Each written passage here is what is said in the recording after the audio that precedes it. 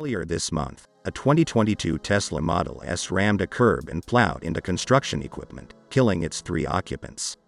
Now, the National Highway Traffic Safety Administration, NHTSA, has revealed that it's investigating the fatal crash, suggesting the vehicle may have had semi-autonomous driving features turned on.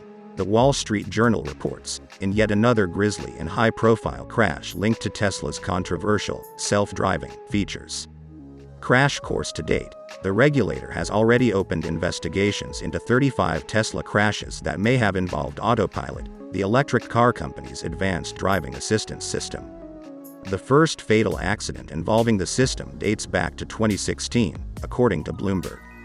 There are 7 additional investigations into crashes that involved ADAS, but not Tesla vehicles.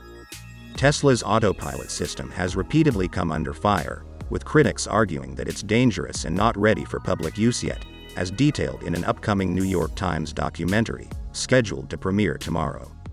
U.S. regulators still aren't tightly overseeing advanced self-driving technologies, allowing companies like Tesla to beta test controversial software, including its full self-driving FSD system, an optional $12,000 add-on which, misleadingly, does not allow a Tesla vehicle to fully drive itself on public roads.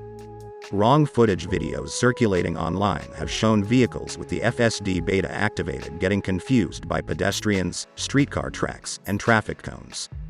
It's still unclear if the most recent fatal crash involved either autopilot or FSD, but given the NHTSA's statement, it likely involved at least one of the two.